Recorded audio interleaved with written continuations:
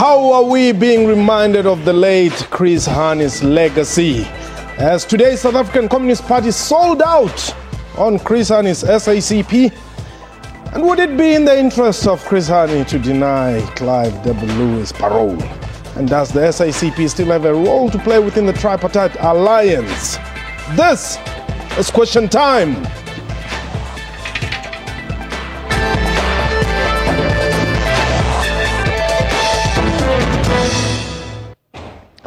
Hello and welcome. My name is Mpho Tsedu. The late Chris Thembisile Hani, an Umkhonto weSizwe guerrilla tent commander, a charismatic SACP leader, and a fighter for the poor and downtrodden. As the 22nd anniversary of the assassination of Hani is commemorated, renewed calls are being made by the Communist Party for the whole truth about the killing of the SACP stalwart to be disclosed. This amid ongoing infighting within COSATU, either to an integral part of the tripartite alliance with the ANC and the SACP. But are today's cadres keeping the legacy of Chris Hani alive? A reminder that this is a live program. You can call us and air your views on the following numbers: 011-714-6841, 6842 or 6843. But my guest, of course, is the second Deputy General Secretary of the South African Communist Party, Datisoli Mapaila. Welcome to the program. Yeah, thank you. But we shall not just right away go into Mr. Hani. I want us to talk about what is happening in Cape Town today. As the South African Communist Party, your Young Communist League leader or member actually is the one who started all this. You sent him. Not entirely. Obviously, these are young people. They have unlimited imaginations. Yes. And of course, they want to define themselves in a new South Africa. And they were being impeded by this massive statue in front of the University of Cape Town. So they took a program on their own without necessarily us directing them to take that particular campaign. Obviously, our view, we've engaged with them that the campaign must just go beyond symbolism of removal of statues. Yes. To deal with the content of transformation, the quality of education that has been taught at the university, the content of it, whether it's relevant to current South Africa, to scrutinize that and see how the university can play a role in the broader transformation of society. That's what we want them to focus on now that Rhodes is falling. Suppose Chris Hani's statue replaces Cecil John Rhodes at UCT. What do you expect the other students to do? Should they go and really be happy that Rhodes is gone, we now have Hani? Of course, these are two different individuals. Rhodes represented exploitation, repression, colonization and imperialism against the majority of South Africans and African people in general, whereas Chris stood in direct opposite to what Rhodes was representing. Chris fought for people's liberation, their freedom, which they are now exercising, and he will be a different person or different statue as opposed to that of Rhodes. He's a revolutionary. Rhodes is not. Revolutionaries are those that stand for the rights of others and are prepared to give their lives for. But this one was prepared to make money on the corpses of the African majority. Well, I mean, there are people who would basically see Chris Hani as a communist who, well, regrettably didn't deserve to leave, and they still are there today. I mean, some of them are actually even still protesting for the protection of other statues. Well, look, I mean, the red herring about communism was partly one of the successes of the apartheid regime for a particular period of time until we defeated them. Because they created an impression that communists are these terrorists and so forth, whereas actually communists were fully against exploitation of others. That's our sole mission. Our final aim is to end all forms of exploitation of other human beings by other human beings, which derives from the ownership of the means of production. That is the ownership of the economy. Okay. That the cycle of exploitation in society derives from those who owns the economy and use that to exploit others as their work slaves and so forth. Yeah. Just hold the thought there. I've just received information that actually Rhodes is falling at UCT, and perhaps we could just get those visuals and see how Rhodes falls from the grounds of the University of Cape Town, as it would appear now. All right. That indeed he will be about, he will be shortly off the grounds of the University of Cape Town. Is it a good day for you as the Communist Party? Obviously, I think this is good for South Africa. This symbolism of actual defeat of the real oppressors who have been hovering over us all these years, it's important. Okay, Vanessa, I hope you're still with us on the line. What's the mood like now that the countdown has begun?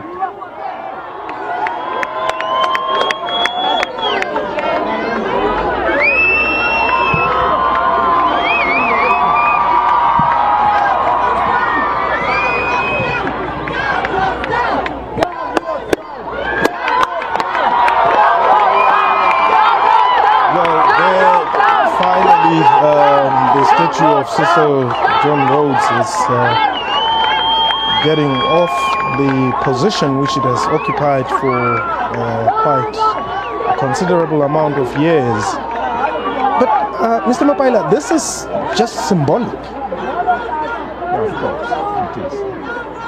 Because after he leaves today, yes, the situation in the university is still the same. Yes, that's the symbolism. But what is critical is that it assists us to know that moving forward, we must change. We must transform the university to embrace all South Africans. Yes. And to embrace new changes that have taken place in South Africa. Yeah. And would you say perhaps this is the way to go about all the statues? Not necessarily. But we must understand that this one, the Council of the University took a decision after a protest by the student, and they followed the necessary processes. We'll appreciate that across the country, similar action can be taken. A normal process is undertaken, not distraction, because that goes against the rule of law, and that can create anarchy and chaos, which is unacceptable in a democracy, actually. And then what do you say to those who have taken pride of statues such as this? They must embrace change in South Africa. That's the bottom line. That's what we can ask them to do.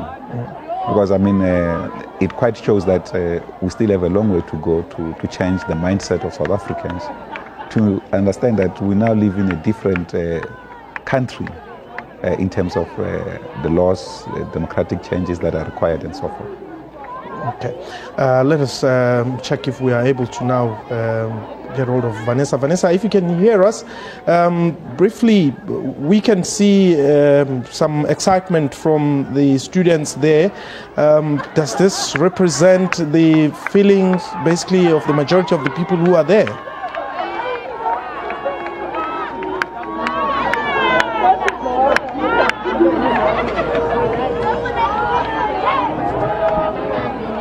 Vanessa, do we know where this statue is going? Is it important? Should we also be worried that, okay, it has been removed here, where is it going? Obviously, I think the council should have a place for its safekeeping. Ultimately, I think it must be destined for the museum. That's where people can go and learn about it. Okay. Yeah. But of course, Rhodes is in books, so we can still learn if we want to learn about it. Yeah. Would you be more happier if we were to learn more about Hani than Rhodes?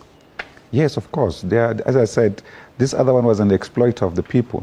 This one was a defender of their rights, so completely different. In fact, Chris would have defended those who are defending Rhodes today in terms of their human rights. That's what he died for. Has today's Communist Party in any way shifted from the Communist Party which Chris led? No, it didn't. When Chris Hani left the Communist Party, they've just adopted a program called the Strategic Perspective. That program analyzed the change in world situation, the fall of the Soviet Union, its impact on our liberation movement, the quality of our democracy, what it's going to be, and how we needed to adapt to those kind of changes. In fact, he used to call for a compact, dynamic, and adaptable organization. So the party leadership has done well to adapt to the obtaining conditions. Okay, all the thought there. We're going to take a quick break. When we return, we'll continue our discussion. This question time. Please don't go away.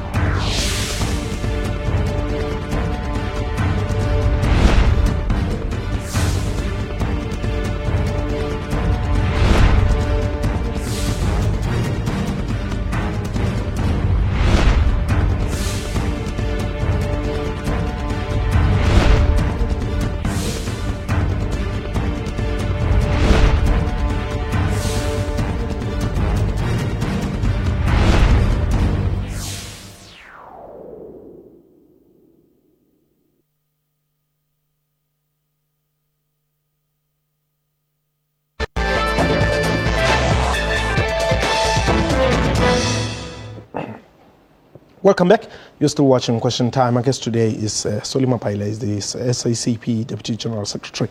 Now, Mr. Mapaila, would you say it would be in the interest of Chris Hani legacy to continue denying Clive W. Lewis parole? Of course, I mean, what's the reason for us to deny them parole? They can speak the truth. The communists venerate truth. And we venerate the working class. So there's no reason why, if they reject the truth, we should be on their side. Chris will be with us on this one. At what point do you reconcile? We have reconciled. We have championed democratic dispensation in our society, at a huge cost, by the way, to the majority of South Africans. And I think that it's important that white South Africans must embrace reconciliation too. Reconciliation is not a one-way street. But we have done our best as a liberation movement in general, but as a Communist Party as well. You remember that the Communist Party is the first non-racial organization on the entire African continent. So we have looked human beings beyond the color line. But at the same time, we understand where we come from a legacy of racial oppression. And it's also upon white people as well to reconcile with the democratic dispensation that has taken place and to play a constructive role, particularly those in business, because business is the one that is creating more problems for our society. And they create an impression that these problems are created by government, when actually they are the one that continues to control the economy. And the major problems of our society stems from the economic point of view. Okay, just a reminder that this is a live program. You can call us on 011714684142 or 43 and just share your views with our viewers out there. Now, as the Communist Party, what's your position in as far as the state of the alliance is concerned? Well, the alliance is still intact. That's one. There are challenges individually in each of the components, but as an alliance, we are still intact. We have just won a decisive electoral victory less than 12 months ago in the May elections. As an alliance, we crafted the manifesto together. So that's very important to appreciate that.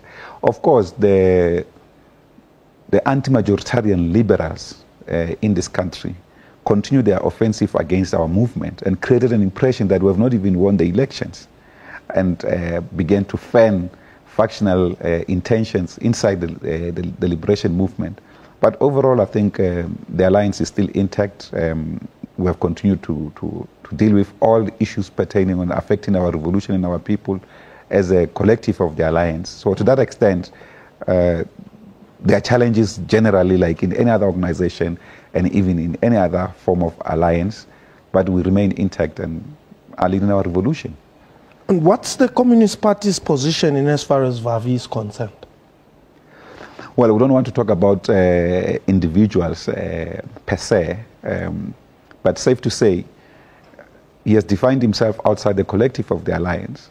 And I can also safely say that I had a discussion with him a week before he left, a 3.5-hour discussion with him, where I also expressed my view before he presented this statement, that he mustn't define himself outside the collective. Because that's a discipline of our movement. We don't account ourselves as individuals. We don't hero worship individuals. We embrace and collective ideas of the movement as a whole. Would you be willing to play any role in as far as facilitating some peace? We've been doing that all along as a Communist Party. We've had many bilaterals with COSATU leadership, individual with different affiliates, leaders. We still stand for unity of COSATU, because we think only big capital benefits from a divided COSATU. Even our movement doesn't benefit from a divided COSATU. Workers suffers in that regard. So we are for unity, and we hope that workers will embrace unity behind the leadership of COSATU, which is a progressive formation. Okay, we've got Bheki Nkosi calling us from Cape Town. Welcome to Question Time, Bheki. Hi, this is Bheki Mvovo. I would like to ask the second Deputy General Secretary of the party around this question of Cecil John Rhodes. Hi, Comrade Soli. I basically want to ask in terms of the dialectical relationship between Rhodes and Chris in particular. That, for an example, with Chris is a symbol of fighting against colonialism. Now, which means then there is that dialectical relationship between the existence of Cecil John Rhodes and the fight that Chris had. So it's like saying that you can't talk of light. You can only talk of light in the context of darkness. Now, in the context of colonialism, then we talk of Chris Hani. So don't you then think, because of that dialectical relationship, that Chris Hani, that John Rhodes should be there, should be seen, so that we then can be able to define the role that dialectically has been played by Chris and all those that fought against colonialism. So I would like to check on that, to say, as the party, shouldn't we then be saying this symbol should be somewhere, so that when we talk of that fight for freedom, so there is that kind of a dialectical link. Okay, Bheki. Thank you. Thank you. Well, Comrade Mvovo, we partly dealt with that issue. The reality is that the two are not comparable. One is an exploiter, imperialist. The other one was a freedom fighter and a defender of the people's rights. So in terms of whether we could keep the statue, it's just, as I said, an issue of symbolism. But it represents a strategic departure from the yoke of colonialism and imperialist forces, particularly for our youth. We hope they can learn more about the history of imperialism, on how Africa and South Africa in particular was colonized and subjugated, how our people suffered under the yoke of Rhodes, I mean to say. Has there been enough dialogue, though, among South Africans to say, this is who Chris Hani was, this is what he represented, this is who Cecil John Rhodes was, this is what he represented, and out of these two, rather pick Chris? Well, there hasn't been much. I think this is the thing that we have been calling, much less about in comparison with Rhodes, but just to talk about Chris Hani the revolutionary, Chris Hani the communist.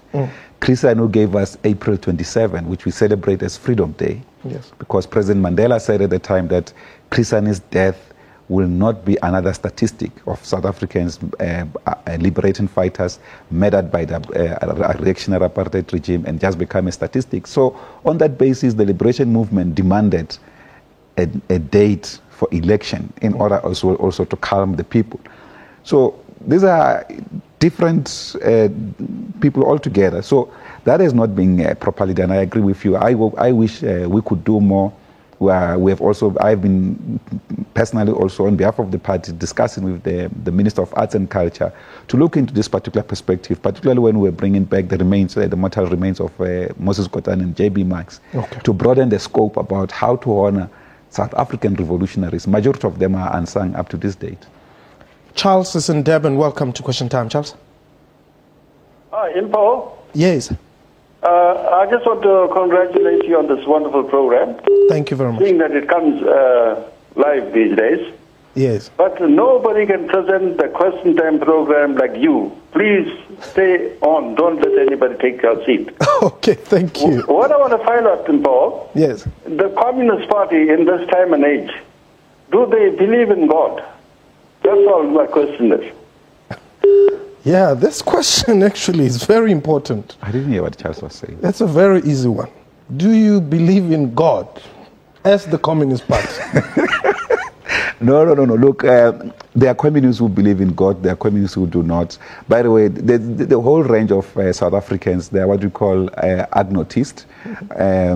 Those that are not sure whether they believe in God or not. They are the believers. They are the atheists. There's an atheist league in South Africa. The atheists are the ones that do not believe in the existence of God or other religious deities and so forth. So it's not a question that I can necessarily respond to on behalf of members of the Communist Party, because in the context of South Africa, where 80% of our society is a religious society, we have members who believe in religion, we have those who do not believe, we have those who believe in the ancestors and so forth, but we still retain our materialistic philosophy as an organization. Although those who have beliefs, we don't actually be angry against them. I mean, myself, I grew up in the church actually. When I was running away from apartheid government, I stayed with Father Peter Wotop at the Roman Catholic Church. In my township, I stayed with Bishop Gamdana, also in my townships of the Methodist. Okay. So the church and religious bodies and institutions have always been on the side of the progressive forces in this country as well, particularly in the fight against apartheid. Okay, so personally you are a believer? I reserve the right on this one, as I said. All right. I don't have to express this. Okay. Yeah. Now, perhaps as we wrap up, what says Chris Hani to an ordinary South African whenever they wake up every day? Well, I think that the fight for people's rights, for economic rights of our people, for them to be involved in production for their own livelihoods, that will be an important embodiment of his memory. And also to end inequality. Yes. There is class inequality amongst our people, to create an egalitarian society, that is a society of equals in all respects, whether in material being, in access to education and other rights and so forth, beyond just the constitutional access to rights, but the material access to rights. That's what we think will be a way to remember him all the time, to fight for that. Okay. And your message perhaps to South Africans, indeed we're on the eve of his, the day on which he passed on. We want to ask South Africans to come tomorrow at the Thomas Nkobi Memorial Site, grave site in Ekurhuleni, where the municipality has done a wonderful job of creating a monument for Chris. This is very, very important. This monument also represents other martyrs. It has got the names of other liberation heroes and heroines who fought and died in the cause of our freedom that we enjoy today, to come and celebrate with us as we honor this outstanding South African revolutionary and warrior. Solly Mapaila. Thank you very much. Thank you very much. That was Question Time for today. A big thank you to our guests and to you for watching the show. We welcome your feedback via email. QuestionTime@sabc.co.za, our Twitter handle @QuestionTime24. From me and the crew, have yourself a wonderful time. Goodbye.